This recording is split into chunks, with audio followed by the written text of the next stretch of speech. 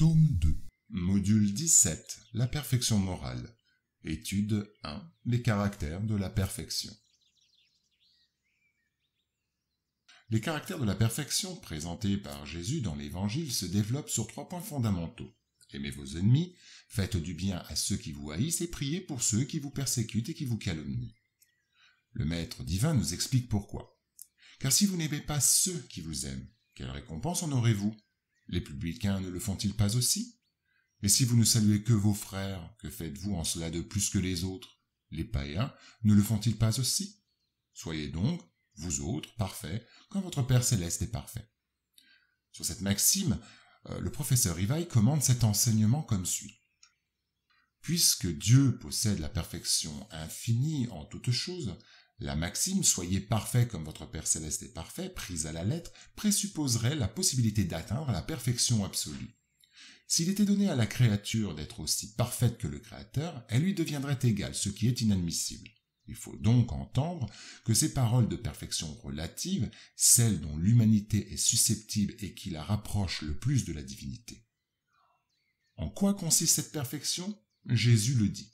Aimez ses ennemis, faites du bien à ceux qui vous haïssent et priez pour ceux qui nous persécutent. Il montre par là que l'essence de la perfection, c'est la charité dans sa plus large acception parce qu'elle implique la pratique de toutes les autres vertus. En effet, si l'on observe les résultats de tous les vices et même des simples défauts, on reconnaîtra qu'il n'en est aucun qui n'altère plus ou moins le sentiment de la charité, parce que tous ont leur principe dans l'égoïsme et l'orgueil, qui en sont la négation, car tout ce qui surexcite le sentiment de la personnalité détruit ou tout au moins affaiblit les éléments de la vraie charité qui sont la bienveillance, l'indulgence, l'abnégation et le dévouement. L'amour du prochain, porté jusqu'à l'amour de ses ennemis, ne pouvant s'allier avec aucun défaut contraire à la charité, est, par cela même, toujours l'indice d'une plus ou moins grande supériorité morale, d'où il résulte que le degré de la perfection est en raison de l'étendue de cet amour. Nous pouvons dire que la vertu, à son plus haut degré, comporte l'ensemble de toutes les qualités essentielles qui constituent l'homme de bien. Être bon, charitable, laborieux, sobre, modeste, ces qualités sont de l'homme vertueux. Celui qui fait parade de sa vertu n'est pas vertueux, puisqu'il lui manque la qualité principale, la modestie, et qu'il a le vice le plus contraire, l'orgueil. La vertu, vraiment digne de ce nom, n'aime pas à s'étaler. On la devine, mais elle se dérobe dans l'obscurité et fuit l'admiration des foules. Quelle est donc la vertu la plus méritoire de toutes? Les esprits supérieurs répondent. Toutes les vertus ont leur mérite parce que toutes sont des signes de progrès dans la voie du bien. Il y a vertu toutes les fois qu'il y a résistance volontaire à l'entraînement des mauvais penchants. Mais le sublime de la vertu consiste dans le sacrifice de l'intérêt personnel pour le bien de son prochain sans arrière-pensée. La plus méritoire est celle qui est fondée sur la charité la plus désintéressée. Les qualités morales sont souvent comme la dorure mise sur un objet de cuivre et qui ne résiste pas à la pierre de touche. Un homme peut posséder des qualités réelles qui en font, pour tout le monde, un homme de bien. Mais ces qualités, quoiqu'elles soient un progrès, ne supportent pas toujours certaines épreuves et il suffit quelquefois de toucher à la corde de l'intérêt personnel pour mettre le fond à découvert. L'attachement aux choses matérielles est un signe notoire d'infériorité, parce que plus l'homme tient au bien de ce monde, moins il comprend sa destinée par le désintéressement. Au contraire, il prouve qu'il voit l'avenir d'un point plus élevé. Les esprits supérieurs disent que, parmi tous les vices, celui qu'on peut regarder comme radical est l'égoïsme. De là dérive tout le mal. Étudiez tous les vices et vous verrez qu'au fond de tous, il y a de l'égoïsme. Vous aurez beau les combattre, vous ne parviendrez pas à les extirper tant que vous n'avez pas attaqué le mal dans sa racine, tant que vous n'aurez pas détruit la cause. Remarquons cependant que l'égoïsme, étant fondé sur le sentiment de l'intérêt personnel, il ne peut être extirpé du cœur que dans la mesure où l'homme s'éclaire sur les choses spirituelles, faisant ainsi de sorte qu'il donne moins de prix aux choses matérielles.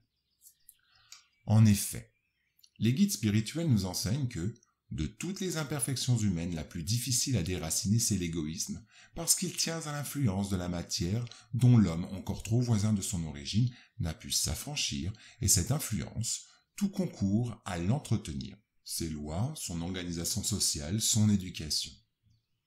L'égoïsme s'affaiblira avec la prédominance de la vie morale sur la vie matérielle, et surtout avec l'intelligence que le spiritisme nous donne de notre état futur réel et non dénaturé par les fictions allégoriques. Le spiritisme, bien compris lorsqu'il sera identifié avec les mœurs et les croyances, transformera les habitudes, les usages, les relations sociales. L'égoïsme est fondé sur l'importance de la personnalité. Or, le spiritisme bien compris, je le répète, fait voir les choses de si haut que le sentiment de la personnalité disparaît en quelque sorte devant l'immensité. En détruisant cette importance, ou tout au moins en la faisant voir pour ce qu'elle est, il combat nécessairement l'égoïsme. L'égoïsme est frère de l'orgueil et procède des mêmes causes. C'est une des plus terribles maladies de l'âme, le plus grand obstacle aux améliorations sociales. À lui seul, il neutralise, il rend stérile presque tous les efforts de l'homme vers le bien. Pourtant, l'égoïsme, cette plaie de l'humanité, doit disparaître de la terre, dont il arrête le progrès moral. C'est au spiritisme qu'elle réserve la tâche de la faire monter dans la hiérarchie des mondes. L'égoïsme est donc le but vers lequel tous les vrais croyants doivent diriger leurs armes, leurs forces, leur courage. Je dis leur courage, car il en faut plus pour se vaincre soi-même que pour vaincre les autres. Ce courage s'acquiert à mesure que nous prenons conscience du sentiment du devoir inséré dans notre conscience. Tout être humain porte gravés en lui les rudiments de la loi morale. Cette loi reçoit dans ce monde même un commencement de sanction. Une bonne action procure à son auteur une satisfaction intime, une sorte de dilatation, d'épanouissement de l'âme. Nos fautes, par contre, amènent souvent à leur suite amertume et regret. De son côté, le devoir est l'ensemble des prescriptions de la loi morale, la règle de conduite de l'homme dans ses rapports avec ses semblables et avec l'univers entier. Noble et sainte figure, il plane au-dessus de l'humanité, inspire les grands sacrifices, les purs dévouements, les beaux enthousiasmes. Souriant aux uns, redoutable aux autres, toujours inflexible, il se dresse devant nous et nous montre cette échelle du progrès, dont les degrés se perdent à des hauteurs incommensurables. L'esprit Lazare, dans une communication insérée dans l'Évangile selon le spiritisme, affirme: le devoir est l'obligation morale vis-à-vis de soi d'abord et des autres ensuite. Le devoir est la loi de la vie. Il se retrouve dans les plus infimes détails, aussi bien que dans les actes élevés. Je ne veux parler ici que du devoir moral et non de celui qu'imposent les professions. Dans l'ordre des sentiments, le devoir est très difficile à remplir parce qu'il se trouve en antagonisme avec les séductions de l'intérêt et du cœur. Ses victoires n'ont pas de témoins et ses défaites n'ont pas de répression.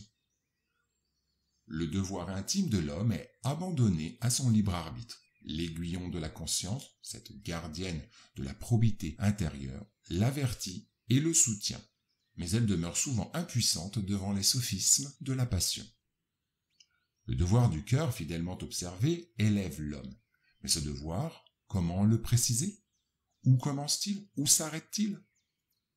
Le devoir commence précisément au point où vous menacez le bonheur ou le repos de votre prochain.